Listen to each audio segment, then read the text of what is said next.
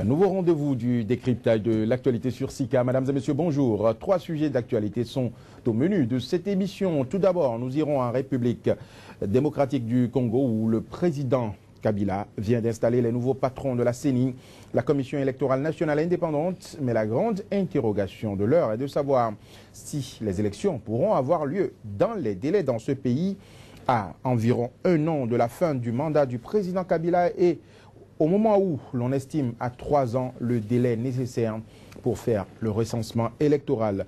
Autant de préoccupations à analyser dans un instant avec nos invités. Nous irons par la suite au Mali où un rebelle islamiste touareg du nom de Iyad Agali a, à travers une déclaration, rejeté l'accord d'Alger qui instaure la paix dans le nord du Mali. Pour lui, la France reste un ennemi à combattre. Quelle crédibilité peut-on accorder à cette déclaration? Nous aurons l'avis de nos invités dans un instant. Enfin, nous visiterons une fois encore la Centrafrique où, à travers une déclaration, le secrétaire général adjoint des Nations Unies aux opérations de maintien de la paix a déclaré qu'il n'y aura pas de nouvelle transition dans ce pays alors que la transition en cours prend fin le 27 décembre prochain. Quel sera le statut de la Centrafrique après cette date? Le pays peut-il tenir les élections avant la fin de la transition? Ce sont là des préoccupations à aborder dans un instant. Mais avant tout ceci, madame, monsieur, voici le flash d'information. Au Rwanda, le Sénat a adopté ce mardi 17 novembre la réforme de la Constitution qui permet à Paul Kagame de se représenter en 2017 et l'autorisant à diriger le pays jusqu'en 2034. De nombreux observateurs y voient une manœuvre orchestrée par les autorités. L'opposition rwandaise et les États-Unis ont manifesté leurs inquiétudes.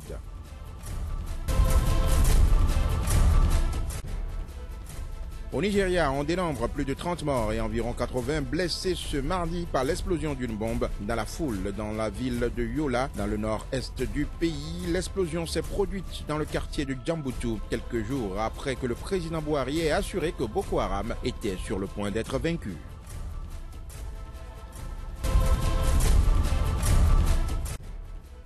Et puis en Guinée, le dernier cas connu d'Ebola dans le pays, une petite fille de 3 semaines dont la mère est décédée, a été officiellement déclarée guérie lundi dernier par l'OMS et Médecins sans frontières. La fin de l'épidémie pourra être déclarée 42 jours après le second test négatif, si aucun cas n'est signalé d'ici à là. Nous démarrons cette émission avec la République démocratique du Congo où le président Kabila vient d'installer les nouveaux patrons de la CENI, la Commission électorale nationale indépendante. Mais la grande préoccupation de l'heure est de savoir si ces élections pourront avoir lieu dans les délais dans un pays à 1 an de la fin du mandat officiel du président de la République et au moment où l'on estime à 3 ans le délai nécessaire pour faire le recensement électoral dans ce pays. Le débat, c'est juste après ce générique.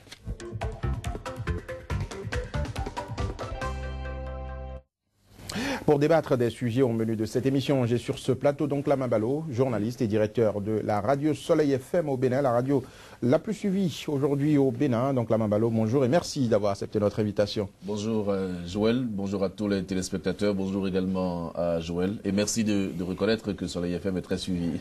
On n'a pas besoin de reconnaître, cela se suit sur le terrain. Nous avons également sur ce plateau, comme l'a dit donc Lama Balo, Joël Tondi de SICA TV, Joël Tondi, mon confrère, mon compère, mon homologue de tous les jours. Joël Tondi, bonjour et merci de nous rester fidèles. C'est moi, tout un plaisir d'être à vos côtés.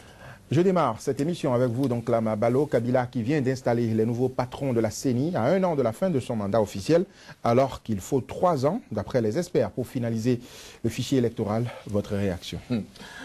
Ben, vous savez, je peux déjà dire que le président Kabila a des velléités. Et ça, nous l'avons tous dénoncé sur ce plateau. Nous pensons que le président Kabila essaye de gagner du temps. Mais vous l'avez remarqué vous-même, il a installé la Commission électorale nationale indépendante. Pour moi, c'est déjà bien qu'il l'ait fait. Parce que s'il continuait à ne plus installer cette commission-là, les gens allaient voir clairement quel était son jeu. Mais je persiste aussi que il est toujours dans un jeu. Il est toujours dans un jeu parce que lorsqu'il fait sa déclaration, il dit qu'il peut faire les élections à tout moment. Mais à tout moment, dans le langage diplomatique, dans le langage politique, ça veut dire quoi? Ça veut dire que aucun calendrier n'est encore disponible. Et c'est là où on peut douter de la bonne foi du président Kabila. Vous avez dit qu'il faut 3 ans pour faire le recensement. Le recensement électoral, il le savait dit. Depuis qu'il était au pouvoir. Il ne l'a pas fait. Et il attend un an et demi de la fin de son mandat pour installer la Commission électorale nationale indépendante et même pour lui donner le mandat de faire le recensement. Non, je crois que la situation dans ce pays-là est une situation sérieuse. C'est vrai que la région est une région un peu mouvementée et tout le reste. La région du Grand Lac. Absolument. Mais il faut suivre le président Kabila de très près. Je vois que au Rwanda, le président Kagame a réussi son coup. Nkurunziza essaye de se débattre, mais heureusement, fort heureusement que le Rwanda a commencé par montrer ses muscles. Ça peut avoir une conséquence directe sur la situation au Burundi. Donc il ne faut pas négliger du tout le président Kabila. Je pense qu'il est dans une stratégie et il serait important. Est-ce qu'on peut encore parler aujourd'hui de stratégie? On dit qu'il nous faut 3 ans pour faire le fichier électoral.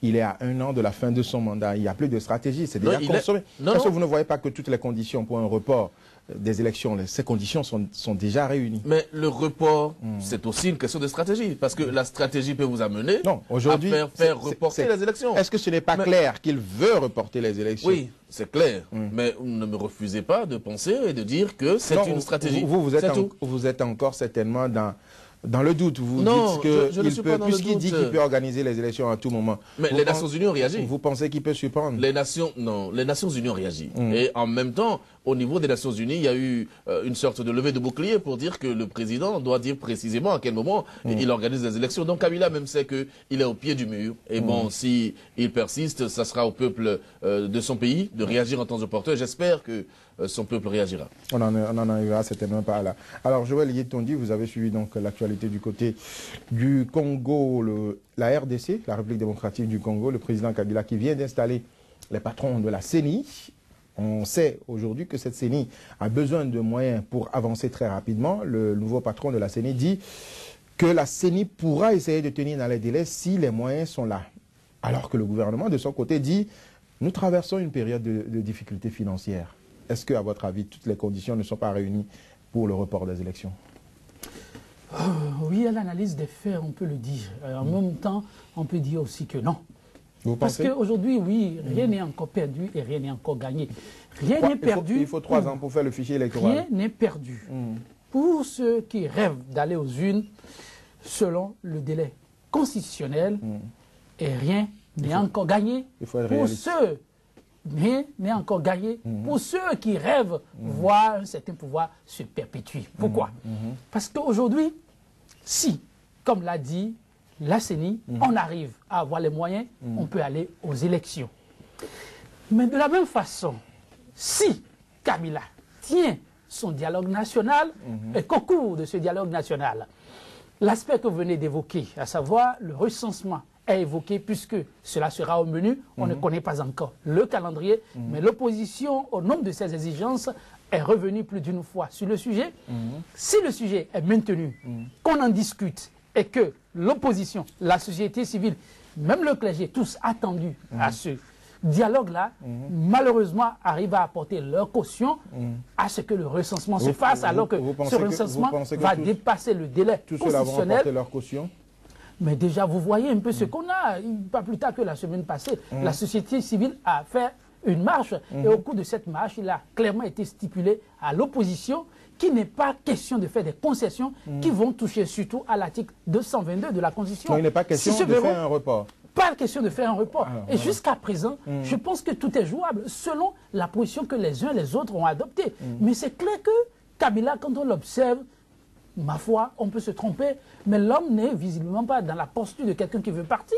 Lui, il trouve toujours les alibis. Sinon, les stratégies, il en développe. Hier, c'est un projet de loi qu'on a introduit à l'Assemblée nationale. Et vous avez vu, ça a occupé tout le monde. Au moment où, au niveau de la CENI, il y a problème, personne ne s'en occupait. On dit, oui, il y a un article qu'on a introduit qui va modifier fondamentalement la Constitution. Robert Mende, il sort, il dit, montrez-moi le test. Et ça a pris au moins un mois. Et finalement, on a retiré l'article. Aujourd'hui, on sort un autre sujet.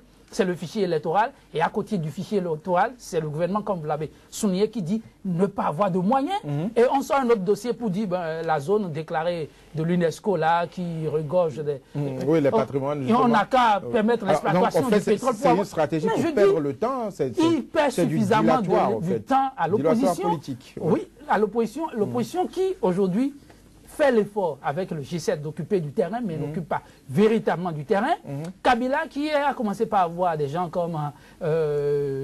comment il s'appelle, je ne sais pas pourquoi j'oublie son nom. Il y a à l'opposition une partie de l'UDPS qui donne sa caution pour le dialogue national. Cela signifie déjà qu'il y aura des gens pour ce dialogue national. Donc ce qu'il faut faire, ceux de G7 et autres, qui sont en train de refuser d'aller au dialogue national, c'est déjà de s'entendre sur les thèmes dont il faut débattre. Mais s'ils ne le font pas... Si vous allez au dialogue, c'est-à-dire vous validez ce que le président Kabila est en train... Parce que là, même si vous claquez la porte, après... On dira que vous êtes venu, on a vu vos noms. C'est en cela que je dis, il vaut mieux tirer une leçon de ce qui s'est passé ailleurs. Donc s'entendre sur les thèmes dont il faut discuter, parce que d'une manière ou d'une autre, aujourd'hui, qu'est-ce qu'on est en train de faire au Burundi? On demande aux gens de dialoguer, même si on l'a appelé inclusif.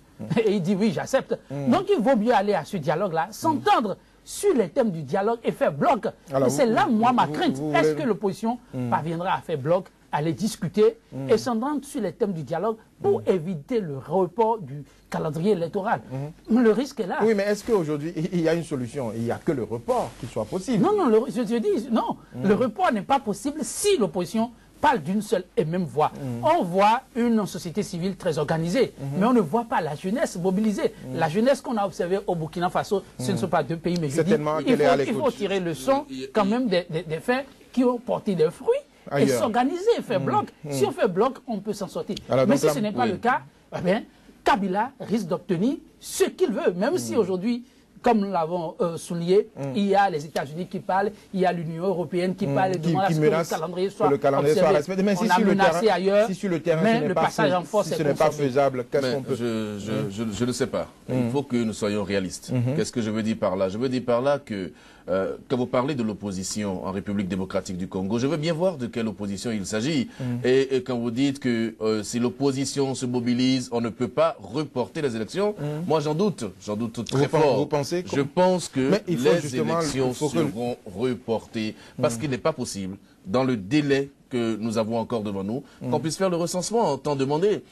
C'est pour ça que je parlais tout à l'heure de stratégie. Je persiste, je dis que le président est dans une stratégie. Lorsqu'on a proposé le dialogue aux opposants, vous avez entendu ce qu'ils ont dit? Ils ont dit simplement que le dialogue est un complot contre le peuple et que ce dialogue-là, on va s'asseoir pour manger, boire, on va faire de la collusion. Mais est-ce qu'ils n'ont pas raison de rejeter ce dialogue? Ils ont raison. Et c'est là où je dis que... Puisque ça entre dans le cadre de cette stratégie dont vous parlez, vous savez, exactement, qui vise à pousser les opposants dans leur dernier retranchement, à perdre le temps à tout le monde, pendant que l'essentiel est là. Mais suivez l'Afrique. Suivez les pays dans lesquels on a fait les élections en Afrique dernièrement. Vous allez constater que, à part le chaos qui est en train de faire école, et il y a ce fameux dialogue que tous ceux qui veulent quitter le pouvoir veulent faire. Tous ceux qui ne veulent pas quitter le pouvoir. Je veux dire tous ceux qui sont en fin de mandat proposent. Voilà. On a proposé le dialogue en Côte d'Ivoire, on l'a proposé en Guinée, on l'a proposé au Burundi, le Congo, Brazzaville est là. On l'a proposé au Rwanda. Donc, voyez-vous, c'est devenu un effet de mode en Afrique. Et c'est ça que moi, je n'arrive pas à comprendre. Normalement, lorsque vous arrivez à la fin de votre mandat constitutionnel, mais vous faites les élections. Et si vous gagnez, vous continuez. Si vous ne gagnez pas, vous passez la main. Si vous ne devrez pas vous représenter, vous tirez les conclusions. Mais pourquoi pas le temps de dialogue? Et je crois que les opposants ont suffisamment compris que ce dialogue-là, c'est une manœuvre dilatoire. Ce dialogue-là ne va accoucher que d'une souris. D'une très petite souris. C'est pour ça que à quoi est-ce qu'on peut s'attendre dans les jours à venir dans ce pays, donc là-bas? Non, mais on peut s'attendre à une tension sociale, à une tension politique. Et normalement, quand on a ces tensions-là, sociales et politiques, cela rejaillit sur l'économie et tout le reste.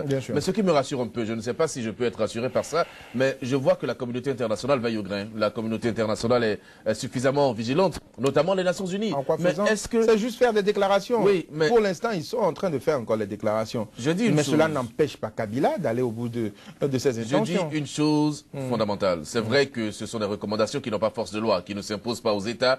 Mais vous savez, en Afrique, il y a le problème du financement des élections. C'est bien sûr la communauté internationale qui aide les États à financer les élections. C'est un moyen de pression. Et si la communauté internationale, notamment les Nations Unies... Que la RDC, après plus de 60 ans d'indépendance, soit encore là à demander les moyens, malgré sa richesse du sous-sol, à demander les moyens pour organiser les élections.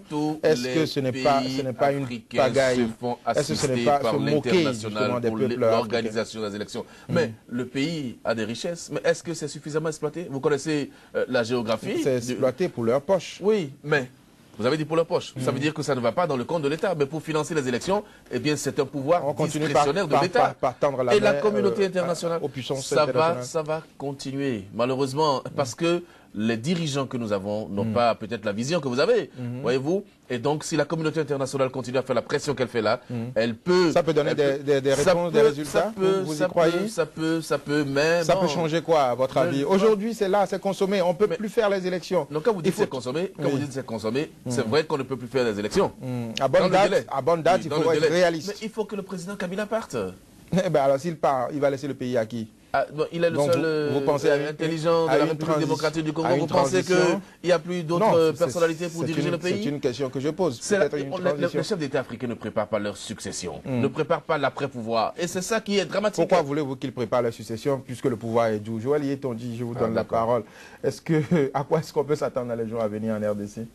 D'abord, j'ai constaté qu'avec insistance, vous avez dit qu'on ne peut plus organiser les élections dans les délais. Non, je veux être réaliste. Non, ce n'est pas possible. Je dis, s'il vous plaît, le problème, c'est le recensement. Voilà. Et il faut 3 ans pour le faire. Et il se trouve que c'est au menu. On ne connaît pas encore le calendrier. On attend de voir le calendrier sortir. Je dis, on ne peut pas être aveugle. On ne peut pas voir ce qui se passe à côté de soi. Même si on n'est pas intelligent, il faut savoir tricher intelligemment. Alors, la réponse, c'est qu'on a vu comment le dialogue national s'est passé ailleurs. Aujourd'hui, on a constaté que, si on le veut ou non, le nom que j'oubliais, c'est Victor Caméré. Lui, il a déjà apporté sa caution à ce dialogue national. Qu'est-ce que les opposants perdront en se voyant ensemble et s'entendent tout au moins sur ce point-là? Recensement dans le délai, impossible. Alors allons-y, sans le recensement. Ça, c'est déjà un acquis. On peut négocier ça. Mais s'ils font le débat de « on n'y va pas » et l'autre dit « moi j'y vais », ce sera perdu. C'est là le risque. Je dis ça peut arriver. Mais je dis aux Congolais qu'aujourd'hui, ce n'est pas encore perdu qu'on aille aux élections dans le délai. On peut le faire. Alors, sur à quoi on peut assister? Si chacun ne joue pas à fond sa partition, je trouve que Joseph Kabila, lui, joue sa partition à fond. Lui, c'est ce qu'il veut. Maintenant, ceux qui ont encore de rôle à jouer, c'est bien la société civile et l'opposition.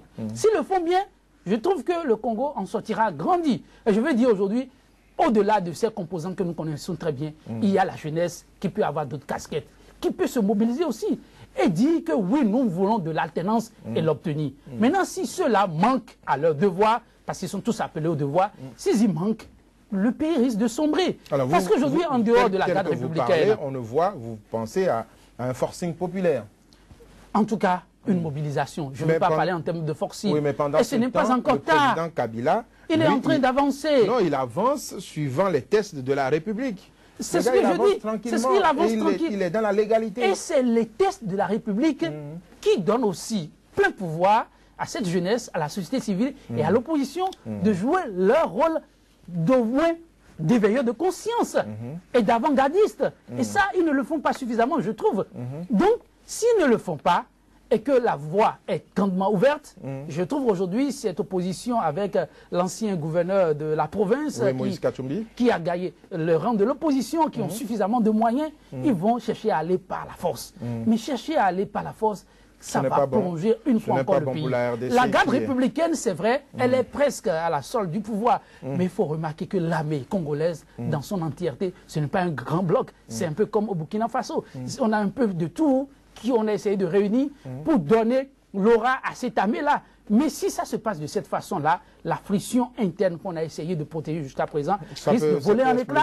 Ça va donner quoi? Donc je pense que personne n'a intérêt à ce que ça pète de ce côté-là. Alors Joël Yetonji, au regard de tout ce qu'on vient de dire, on a l'exemple du Congo-Brazzaville, l'exemple du Rwanda, l'exemple du Burundi. Est-ce qu'on peut dire aujourd'hui que le vent du renouveau démocratique sur le continent africain a échoué? Non, chacun sa fortune, puisqu'il y a un cas qu'on ne cite pas suffisamment. Le cas béninois est peut-être exceptionnel. Ce n'est pas exceptionnel. Mais quand vous faites le bilan aujourd'hui sur le continent, si vous prenez 10 pays africains, vous avez au moins 8 qui font marche arrière, qui sont en train de retourner aux anciennes pratiques. Il faut voir comment chacun de ces pays-là d'abord, comment chacun est parvenu d'abord à cette indépendance qui semble être unanime, mais au fond, pas de la même façon.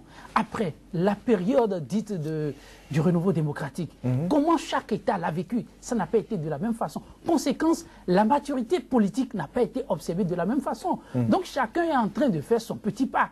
Et à chacun de savoir tirer le son et savoir comment faire l'ajustement qu'il faut pour pouvoir rebondir. Mais vous savez, les nouveaux présidents trouvent toujours la bonne stratégie pour contourner les tests. Tout à l'heure, donc là, m'a parlé de la vague des chaos. Aujourd'hui, soit ce n'est pas, si ce n'est pas un chaos, c'est un dialogue national qui aboutit à une révision de constitution. Oui, tous ces pays ont un dénominateur commun.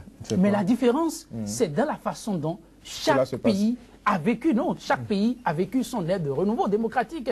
Et quand ça a été fait dans la douleur, l'éveil a été beaucoup plus spontané qu'à d'autres niveaux. Lorsque vous avez presque tout obtenu comme sur un plateau doré, ce n'est pas évident qu'on comprend que c'est à travers le combat, dans l'unité, qu'on arrive à obtenir ce dont on a besoin. Vous n'allez pas me dire que les Congolais n'ont pas... Il y a eu une guerre civile au Congo. Remarquez il y a eu une guerre civile au Rwanda, le Burundi. Tous ces pays ont connu justement des difficultés. Et remarquez la façon dont tout ceci s'est terminé. Et ceux-là qui sont venus au pouvoir, ils l'ont été comment?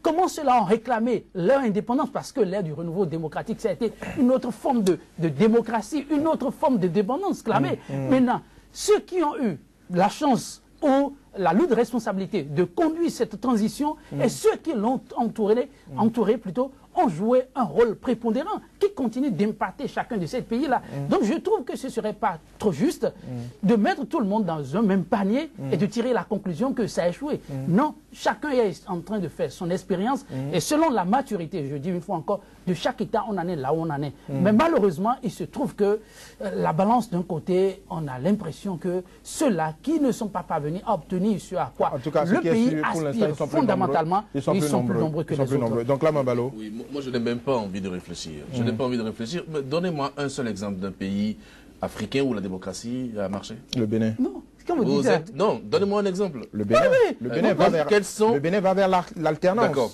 Depuis 90, il y a tout le temps eu l'alternance. Non, quels sont les indicateurs d'une bonne démocratie, dites-moi. Quels sont les indicateurs d'une bonne démocratie? Vous avez la presse. Oui. Vous parlez bien. Vous avez les classements de la presse? Mais dites-nous alors. Non, est-ce que vous avez les classements? Et vous le ferez toujours en comparaison par rapport aux autres pays. Je pense que l'Afrique doit inventer son système politique. Moi, je suis formel sur ça. Je suis formel sur ça parce que... Et c'est quoi ce système politique à votre avis? Je ne sais pas. Ça peut être une fusion entre la démocratie et la dictature. Ah non, qu'est-ce que vous appelez adaptation? Soit vous faites de la démocratie, soit vous ne faites pas de la démocratie. Aujourd'hui, le peuple ne peut faire de la démocratie. Donc, la démocratie a échoué. Mais regardez, vous prenez l'exemple du Bénin, vous parlez du Bénin, j'aime bien ce pays, le Bénin. Mais le multipartisme, 232 partis politiques. Ça reste vous pensez que ça, c'est la démocratie? prouve la vitalité. C'est la vitalité de la démocratie. On y vient quand? Les vieilles démocraties que nous copions. Vous avez vu le nombre de partis politiques qu'on a là-bas? Vous avez vu la façon dont les partis politiques fonctionnent? Aujourd'hui, le cas béninois est un exemple par rapport... Attendez, laissez tomber ça. Nous allons vers l'élection présidentielle. À moins de 4 mois, on ne sait pas qui est candidat dans les partis politiques. Ce n'est pas la... Vous pensez que ça, c'est la démocratie? Mais de toutes les manières, vous aurez les élections. On sait déjà qui peut être positionné. Donc là, Mabalo, dans tous les cas, vous aurez les élections au Bénin. Mais prenez le cas de la RDC, le cas du Congo, Brazza. Il nous est arrivé de reporter des élections aussi. Oui, mais pas d'élections présidentielles. Je veux dire une chose qui est fondamentale. Et je crois que là, c'est le président Chirac qui l'a dit. L'Afrique n'est pas prête pour la démocratie. Et moi, je suis convaincu sur ça. Vous savez, si on était prêt pour la démocratie, ce n'est pas seulement l'exemple du Bénin que vous donnerez. Mais dans tous les pays africains où on a des chefs d'État, je dirais même parfois on pense que c'est la royauté, le président veut partir, il veut positionner son fils. Vous finissez votre mandat, vous ne voulez pas partir, c'est de la démocratie ça?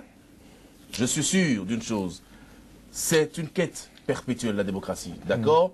Mais l'Afrique a besoin aujourd'hui d'une quête de dictature. Je ne suis pas en train d'appeler les uns et les autres à revenir à la dictature. Mais on peut faire un savant dosage de dictature et de démocratie. Donc parce que les peuples africains... vous soutenez Nkurunziza alors? Attention, je ne veux pas... Lui, il fait de la dictature. Oui, mais c'est de ça que vous parlez. Mais aujourd'hui, est-ce que les peuples africains ont besoin de démocratie? Moi, je pense que nous avons besoin. Les deux ne peuvent pas cohabiter, la démocratie et la dictature. C'est pour ça que je dis l'Afrique peut inventer son système politique. Mais la démocratie a été inventée par des gens et nous copions. Pourquoi on ne peut pas avoir notre système démocratique? D'accord, au bout d'un système politique, je veux dire système politique. Donc, et moi je vois un peu, je dis la balance entre les deux systèmes, c'est important parce que ici, malheureusement, il y a des situations dans lesquelles les peuples ont encore besoin d'être martyrisés pour aller de l'avant. Par contre, il y a également des situations dans lesquelles on a besoin de laisser les peuples s'épanouir et de dire certaines choses. Donc, on doit pouvoir tirer ces conclusions-là. Regardez ce qui se passe en République démocratique du Congo, au Rwanda, au Burundi. Mais quel est le pays? Chaque fois que nous faisons des débats ici, Joël, vous devez être d'accord avec moi, nous sommes toujours en train de dénoncer et de décrier des situations. Et les vieilles démocraties que nous copions, la France, les États-Unis, mais c'est des années de démocratie. Donc on ne peut même pas se comparer à ces pays-là. C'est pour ça que je pense que nous devons nous asseoir et repenser l'Afrique. Le problème de l'Afrique aujourd'hui, ce n'est pas un problème politique. L'Afrique a besoin de se développer. L'Afrique a besoin d'avoir des infrastructures. L'Afrique a besoin, n'est-ce pas, de se mettre à l'abri par rapport à certaines situations. Ailleurs, les gens ne sont plus à ces petits problèmes de survie. Les gens sont à d'autres problèmes. Mais regardez même les médias en Afrique. Est-ce que vous voyez des médias en Afrique où on a le divertissement à gogo? Non, mais en Europe, on a beaucoup de divertissement. Les gens s'amusent parce qu'ils n'ont pas les mêmes problèmes que nous. Pourquoi vous voulez qu'on copie les mêmes systèmes politiques qu'eux? Moi, je suis formel sur ça. Merci donc Lamabalo, merci Joël Yetonji. Madame, monsieur, ce sera tout pour notre premier débat. Nous abordons sans transition le deuxième sujet du jour qui nous emmène au Mali où un rebelle islamiste touareg du nom de Yad Ghali, à travers une déclaration, a rejeté l'accord d'Alger qui instaure la paix dans le nord du Mali. Pour lui, la France reste un ennemi à combattre. Quelle crédibilité peut-on accorder à cette déclaration? Nous aurons l'avis de nos invités dans un instant. Ce sera après ce générique.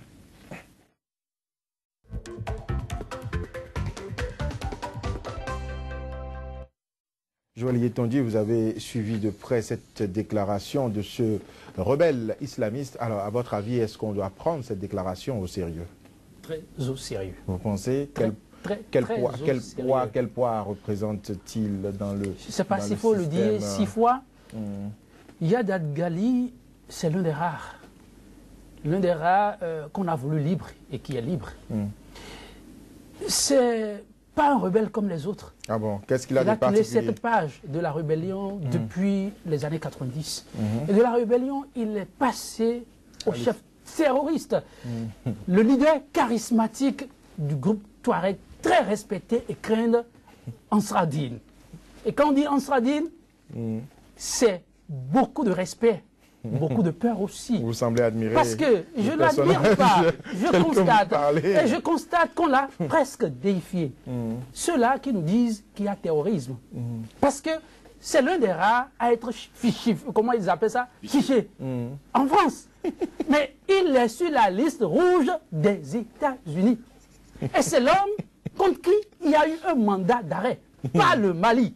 Ça, il faut le saluer. Le Mali a eu, les autres l'ont dit, en tout cas, ce sont eux, ces pères qui l'ont qualifié d'outrecuidance du Mali pour donner un mandat d'arrêt contre lui. Voilà l'homme qui a milité au sein, je vous en prie, de la Légion islamique de Kadhafi. Jusqu'en 87, ce n'est pas quelqu'un sorti de nulle part. Et c'est l'homme à qui on ne l'a pas suffisamment martelé, peut-être à dessein, parce que nous, hommes de médias, c'est aussi malheureusement ça. Nous ne pouvons pas tout dire. Parfois, nous avons envie de dire, mais on est obligé d'observer. Pendant la libération, qu'on ne peut plus oublier, de ces Français qui ont été arrêtés lors de ce qui s'est tristement passé à Alit, c'est lui qui a encore joué un rôle de premier plan dans la libération. On a parlé de sommes qui ont été versées, il y a eu la polémique qu'il y a eu là, mais on a dit derrière ça, on a dû sacrifier quelque chose de très grand. Ce qu'on a sacrifié, c'est lui. Et c'est l'homme qui a mené la rébellion dans le nord du Mali. On ne l'a pas suffisamment dit. Akidal, c'est le tout-puissant. C'est à dessein s'il menace l'accord d'Alger et menace la France. Et ce qu'il faut souligner aussi à César, ce qui est à César, l'enregistrement a été authentifié. Et le Mali a certifié que c'est bien lui qui se cache derrière cet enregistrement. Et jusqu'à présent, le Mali n'a rien dit. Donc l'homme dont on parle, c'est l'homme à plusieurs casquettes. Vous pensez et après qui on ne coupe pas n'importe comment. Votre grande interrogation, c'est de savoir... Vous pensez que cette déclaration a tétanisé alors la France? Non. Vous avez dit, est-ce qu'il faut prendre ça au sérieux? Il faut le prendre au sérieux. Très au sérieux. Alors vous pensez donc que cela représente donc un nouvel échec pour l'accord de paix au Mali, vous pensez? Mais ça, ils le savent. On a eu la possibilité de l'arrêter. Mais après cette libération, on ne l'a pas arrêté. Ça a été le crime de l'impunité. On l'a laissé faire, on pouvait lui mettre la main dessus. Et l'homme s'est évaporé dans la nature, on ne l'a plus vu. Le Mali a suspendu son mandat d'arrêt. Et puis, voilà, ça a fait le temps que ça a fait. Et puis, l'homme réapparaît. Alors, comment vous expliquez alors le silence du gouvernement malien depuis cette déclaration? Parce que jusqu'à maintenant, les données montrent que lui... Aujourd'hui, on ne lui porte plus, ce serait même une erreur, on ne lui porte plus la casquette de rebelle. Il a franchi les étapes. C'est un homme tout puissant. C'est plutôt un terroriste. Il a toutes les casquettes. Quand il veut attaquer, il attaque. Mais il peut aussi servir de rôle d'intermédiaire, on l'a déjà vu. Il a aidé à libérer plein d'otages. Donc un homme comme celui-là, quand on veut s'en prendre à lui, on met des gants et qui nous dit qu'il n'y a pas d'accord entre lui et ceux-là qui disent qu'il est recherché. Ceux-là qui ont la possibilité de lui mettre la main dessus et qui ne lui ont pas mis la main dessus. S'il demande à ce qu'on attaque la France, que reproche-t-il à la France? Et je m'en vais me demander, moi, quel est le deal qu'il y a entre lui et la France qui n'a peut-être pas été assouvi pour qu'aujourd'hui il demande à ce qu'on aille attaquer la France. Et cet enregistrement, nous a-t-on dit, date d'avant l'attaque du vendredi.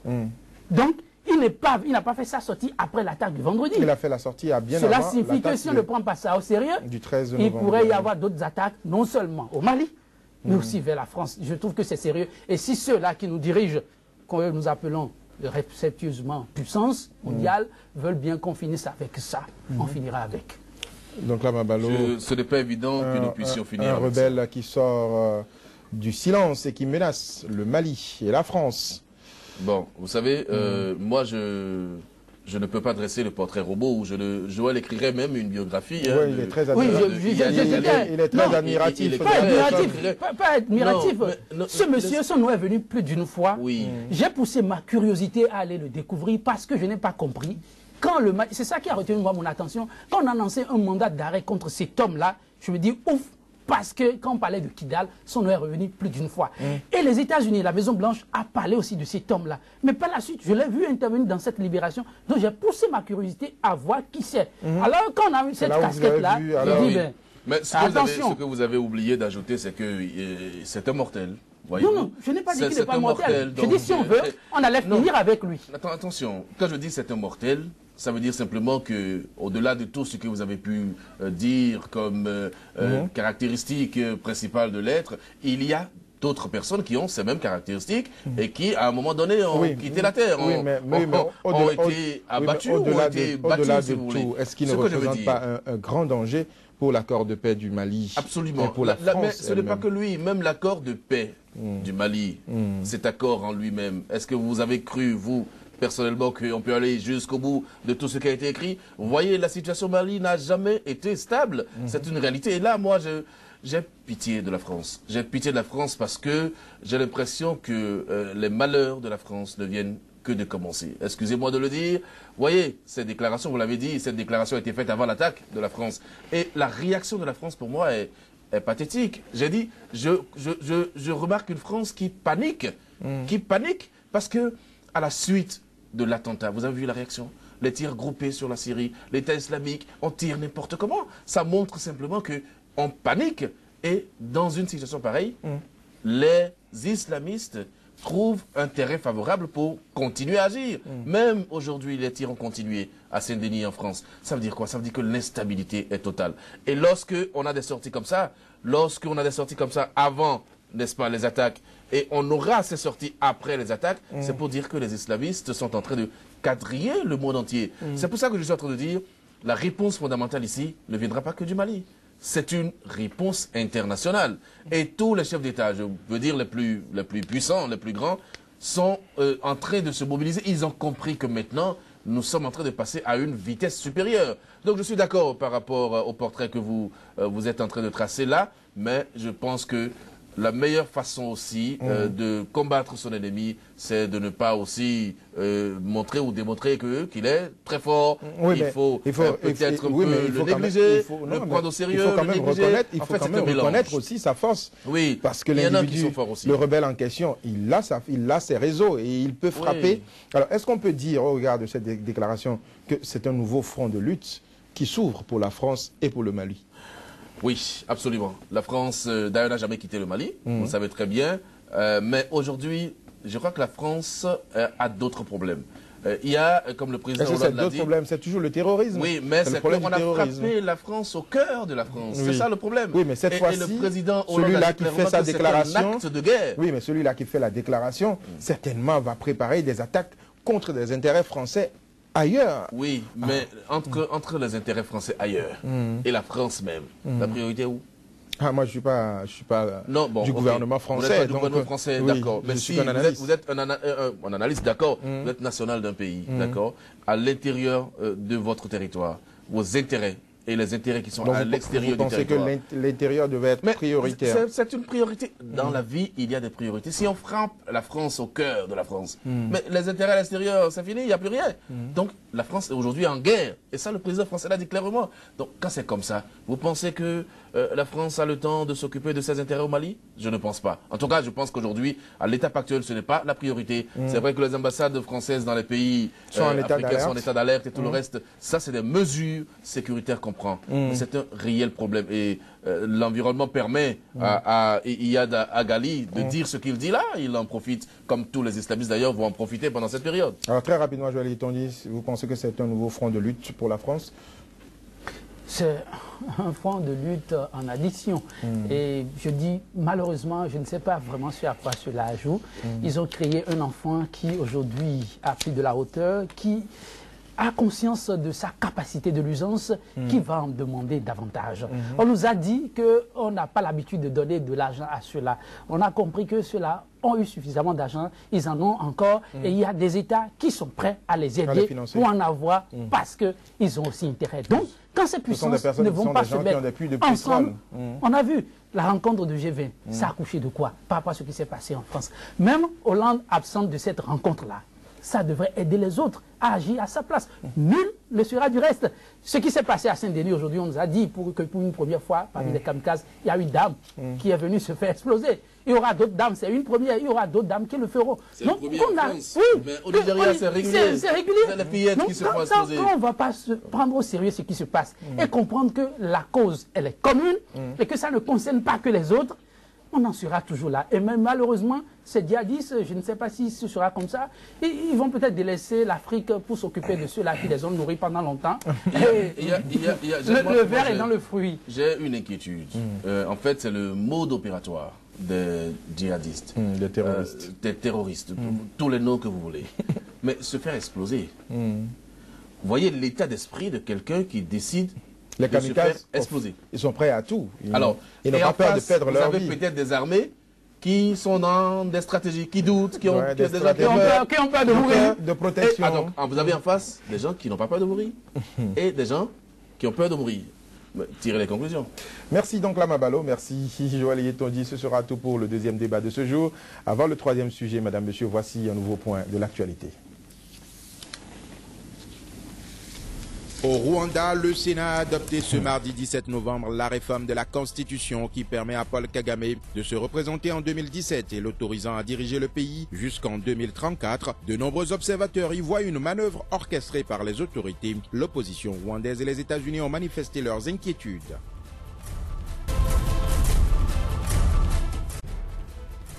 Au Nigeria, on dénombre plus de 30 morts et environ 80 blessés ce mardi par l'explosion d'une bombe dans la foule dans la ville de Yola, dans le nord-est du pays. L'explosion s'est produite dans le quartier de Djambutu, quelques jours après que le président Buhari ait assuré que Boko Haram était sur le point d'être vaincu.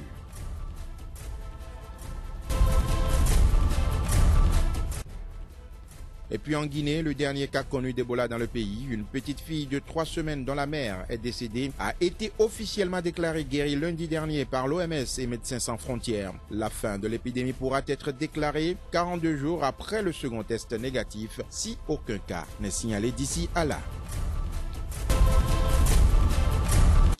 Nous allons boucler cette émission par la Centrafrique où, à travers une déclaration, le secrétaire général adjoint des Nations Unies aux opérations de maintien de la paix a déclaré qu'il n'y aura plus de nouvelles transitions dans le pays alors que la transition en cours prend fin le 27 décembre prochain. Quel sera alors le statut de la Centrafrique après cette date? Le pays peut-il tenir les élections avant la fin de la transition? Vous aurez la réponse de nos invités après ce générique.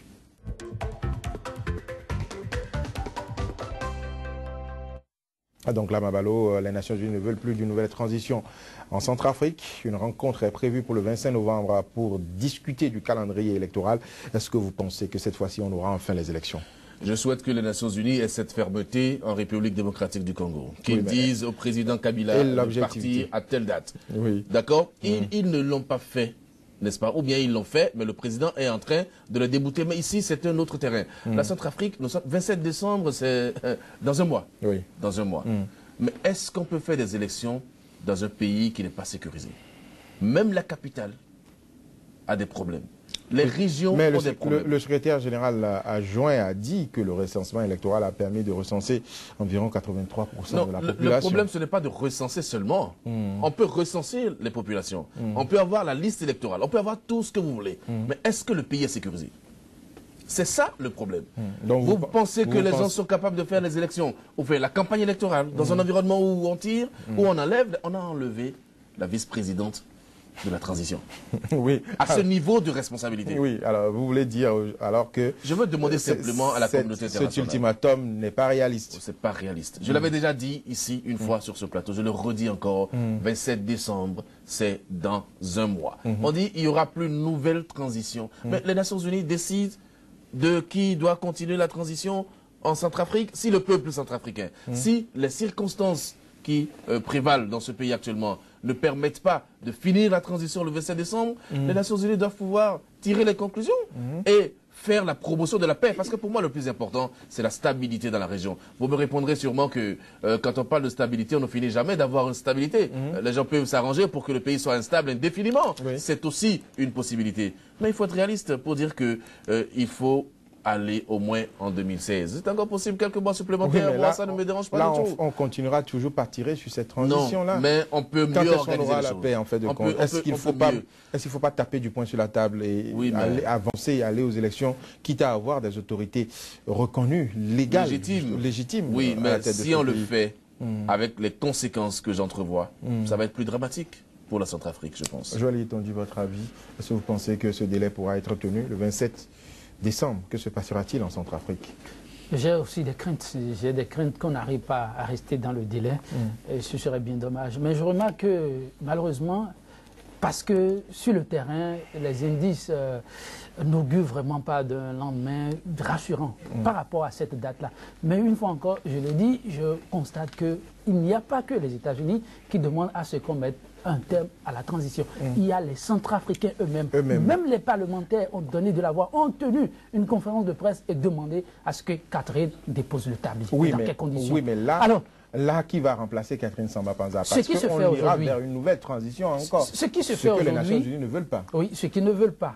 Et je dis une fois encore, et ça, ce n'est pas à négliger, si même les acteurs politiques à ce niveau de responsabilité, en dehors de Bozizé et son collègue qui demandent à ce que très rapidement il soit pris en compte, en dehors de, si les acteurs politiques à ce niveau de responsabilité demandent à ce que Catherine rende le tablier, je dis que c'est aussi une chance pour la doléance des États-Unis. Et déjà, je constate que l'ONU a demandé à avoir de renforts et le Sénégal a levé le doigt et est candidat à déjà envoyer 3000 soldats venir appuyer les casques bleus. Donc vous pensez que le pays sera placé sous protectorat en tout cas, à partir du 27 il y a des décembre. Engagements aussi qui sont pris. C'est ce que je constate. Je parle du constat. Oui, mais à ce que les FARC soient renforcés. Les arguments sont en train d'être réunis pour que le délai du 27 décembre soit tenu. Si on arrive à le faire, que veut le peuple? On veut tous de la stabilité. Mais si on n'arrive pas à le faire, ce sera encore un nouveau boubier. ce serait bien dommage. Boubier ou bien la Centrafrique sera sous protectorat. Donc, je doute fort du respect. Les Nations Unies peuvent prendre la décision. Malgré toutes les précautions qui se prennent pour que le pays soit sécurisé, tout le reste, je doute fort qu'on aille vraiment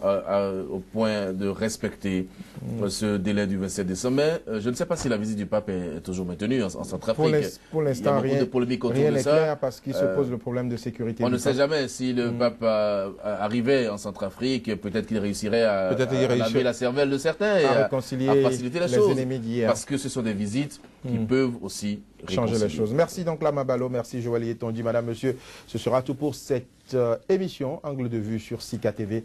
Très bonne suite de programme sur cette chaîne qui vous présente le vrai visage de l'actualité sur le continent africain.